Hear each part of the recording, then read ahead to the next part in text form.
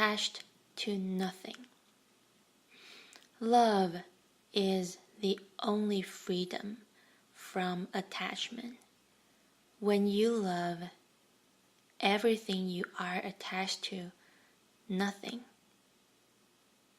Man made prisoner by the love of a woman, and woman made prisoner by the love of a man, are equally unfit for freedom's precious crown. But man and woman made as one by love, inseparable, indistinguishable, are verily entitled to the prize, which is from the Book of Merdad by Mikhail Naimi. So let's go through the first quote. It says, love is the only freedom from attachment. When you love everything, you are attached to nothing. In fact, one has to understand the very phenomenon of attachment. Why do you cling to something? Because you are afraid you will lose it. Perhaps somebody might steal it. Your fear is that what is available to you today may not be available to you tomorrow. Who knows about what is going to happen tomorrow? The woman you love or the man you love, either movement is possible. You may come closer, you may become distant. You may become against strangers, or you may become so one with each other that even to say that you are two may not be right. Of course, there are two bodies, but the heart is one, and the song of the heart is one, and the ecstasy surrounds you both like a cloud. You disappear in that ecstasy. You are not you. I am not I. Love becomes so total. Love is so great and overwhelming that you cannot remain yourself. You have to drown yourself and disappear. In that disappearance, who is going to be attached to whom? Everything is. When love blossoms in its totality, everything simply is. The fear of tomorrow does not arise. Hence, there is no question of attachment. Clinging, marriage of any kind of contract, bondage. What are your marriages except business contract? Quote, we commit to each other before a magistrate. You are insulting love. You are following law, which is the lowest thing in existence and the ugliest. When you bring love to the court, you are committing a crime that cannot be forgiven. You have a commitment before a magistrate in the court that we want to be married and we will remain married. It is our promise given to the law. We will not separate and we will not deceive each other. End of the quote. Do you think this is not a great insult to love? Are not you putting law above love? Law is for those who do not know how to love. Law is for the blind, not for those who have eyes. Law is for those who have forgotten the language of heart and only know the language of the mind. Merdad's statement is of such great value that it should be deeply understood, not only intellectually, not only emotionally, but in your totality. Your whole being should sink it, should drink it. Love is the only freedom from attachment. Because when you love, you cannot even think of anything else. When you love everything, you are attached to nothing. Each moment comes with new splendor, new glory, new songs. Each moment brings new dances to dance. Perhaps partners may change, but love remains. Attachment is the desire that the partner should never change. For that, you have to commit to the court, to the society, all stupid formalities. And if you go against those formalities, you will lose all respect and honor in the eyes of the people amongst whom you have to live. Love knows nothing of attachment, because love knows no possibility of falling from dignity. Love is the very honor itself, the very respectability itself. You cannot do anything against it. I am not saying that partners cannot change, but that it does not matter. If partners change, but love remains like a river flowing, then in fact the world will have much more love than it has today. Today it is just like a tap, drip, drip, drip. It is not able to quench anybody's thirst. Love needs to be oceanic, not the drip, drip of a public tap. And all marriages are public. Love is universal. Love does not invite only a few people to celebrate. Love invites the stars and the sun and the flowers and the birds. The whole existence is welcome to celebrate. Love does not need anything. A night full of stars, what more can you ask for? Just a few friends, and a whole universe is friendly. I have never come across a tree who was against me. I have been to many mountains, but I have never found any mountain antagonistic. The whole existence is very friendly. Once your own understanding of love blossoms, there is no question of attachment at all. You can go on changing your partners. That does not mean you are deserting anybody. You may come back again to the same partner. There is no question of any prejudice. Man should understand himself to be just like a child playing on the sea beach, collecting seashells, color stones, and immensely enjoying as if he has found a great treasure. If a person can enjoy small things of life, can live in freedom, and can allow others to live in freedom, this whole world can become a totally different kind of world. Then it will have a quality of beauty and grace.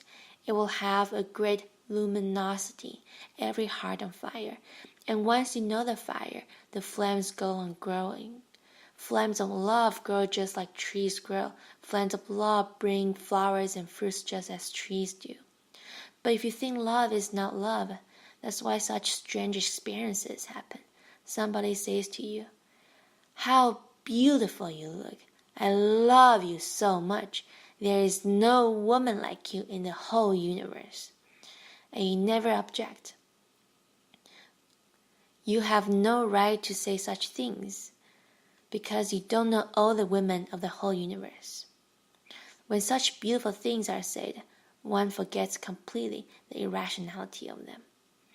These things people learn from films, movies, from novels, all these dialogues, and they don't mean anything. They simply mean, just come to bed. But because we are civilized people, without making some introductory remarks, a little preface, you cannot say directly to someone, "Let's go to the bed." The woman will run to the police station to report, "This man is saying something very ugly to me." But if you go in a civilized way, offer some ice cream first, that cools the heart, bring some roses, talk some sweet nothings, then both understand that finally it has to end up in the morning hangover, a headache, a migraine, and in the morning both will look awkwardly at each other. What will they do in the bed? One will hide behind a newspaper as if he is really reading it, and the other will start preparing the tea or coffee just somehow to forget what happened. And later on, Merdad says, man made prisoner of the law of a woman, and woman made prisoner by the law of a man are equally unfit for freedom's precious crown. The moment love becomes attachment, love becomes a relationship. The moment love becomes demanding, it is a prison. It has destroyed our freedom. You cannot fly in the sky, you are encaged. And one wonders, particularly I wonder myself. People wonder about me, what I go on doing alone in my room, and I wonder about them. What do these two people go on doing together? Alone, I am at least at ease. If somebody else is there, there is trouble. Something is going to happen. If the other is there, the silence cannot remain. The other is going to ask something, say something, do something, or force you to do something. Moreover, if the same person goes on continuously, day after day. The man who invented the double bed was one of the greatest enemies of humanity. Even in the bed, no freedom. You cannot move. The other is by the side, and mostly the other takes most of space. You can manage a small space, you are fortunate. And remember, the other goes on growing. It is a very strange world, where women go on growing and men go on shrinking. The whole fault is of the man. He makes those women grow fatter, pregnant. More trouble is ahead. Once you put two persons together, a male and a female, soon the third will arrive. If it does not arrive, the neighbors become anxious. What is the matter? Why is a child not coming? I have lived with many people in many places. I was surprised. Why are people so anxious to create trouble for other people? If somebody is unmarried, they are worried. Why don't you get married? As if marriage is some universal law that has to be followed. Tortured by everybody. One thinks it is better to get married. At least these people will stop the torture. But you are wrong. Once you get married, they start asking, when is a child coming? Now, this is a very difficult problem. It is not in your hands. The child may come, may not come, and will come in its own time. But the people will harass you. A home is not a home without a child. It is true, because a home seems to be a silent temple without a child. With a child, the home seems to be a madhouse, and with many children, troubles go on multiplying. I am sitting silent in my room my whole life. I am not bothering anybody. I have never asked anybody, why are you not married? Because I don't think it is civilized to ask such questions, to make such queries. It is interfering in somebody's freedom. And people go on living with their wives, with their children, and because the presence of every new member that enters a family is going to disturb many things, you automatically become less and less sensitive. You hear less, you see less, you smell less, you taste less. You are not using all your senses in their intensity. That's why when people fall in love for the first time, you can see his face glow. You can see his walk has a new freshness, a dance in it. You can see his tie is rightly tied. His clothes are well pressed. Something has happened. But it does not last long. Within a week or two, the same boredom settles. You see the dust has started gathering again. The light has gone. Again, he is dragging, not dancing. Flowers are still flowering, but he does not see any beauty. Stars go on provoking him, but he does not look at the sky. There are millions of people who have never looked upward. Their eyes are glued on the earth as if they are afraid that some star will fall on them. There are very few people who would like to sleep under the star. The fear of vastness, aloneness, darkness. And millions of people go on deep down feeling that if they had remained alone, if they had never bothered about love and marriage. But now nothing can be done. You cannot go back. You cannot be a bachelor again. In fact, you may have become so much accustomed to the prison that you cannot leave the prison. It is a kind of a safety. It is cozy although miserable. The blanket is rotten, but a double bed. At least you are not alone in your misery. Somebody is sharing it. The fact is, somebody has created it for you, and you are created for him or her. Love has to be of the quality that gives freedom, not new chance for you.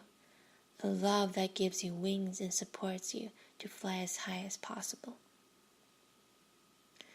Men and women made as one by love, inseparable, indistinguishable, are verily entitled to the prize. If love is understood as the meeting of two souls, not just a sexual, biological meeting of male and female hormones, then love can give you great wings. It can give you great insight into life, and lovers can become for the first time friends. Otherwise, they have always been enemies in disguise. The religion and so-called saints who have escaped from the world, cowards who cannot face and counter life, have prisoned the whole idea of love as the only spirituality. They have condemned sex, and with their condemnation of sex, they have also condemned love, because people think sex and love are synonymous. They are not. Sex is a very small part of your biological energy. Love is your whole being. Love is your soul. You have to learn that sex is simply a need of the society, of the race, to continue itself. You can participate if you want, but you cannot avoid love. The moment you avoid love, all your creativity dies, and all your senses become insensitive. Great dust gathers around you. You become the living dead. Yes, you breathe, you eat, you talk, you go to the office every day until death comes and releases you from the burden that you were carrying your whole life. If sex is all that you have, then you don't have anything. Then you are just an instrument of biology of the universe to reproduce. You are just a machine, a factory. But if you can conceive love as your real thing, your real being, and loving another person as a deep friendship, as a dance of two hearts together with such synchronicity that they become almost one, you don't need any other spirituality. You have found it. Love leads to the ultimate experience. Call God, call the Absolute, call the Truth. These are only names. In fact, the ultimate has no name. It is nameless. But love leads toward it. If you think only of sex and never become aware of love, then you are going down the drain. Yes, you will produce children. You will live in the misery. And you will play cards, and you will go to see the movie, and you will watch football matches, and you will have great experiences of utter fatality, boredom, war, and a constant undercurrent of anxiety, called by the existentialist angst. But you will never know the real beauty of existence. the real silence and peace of the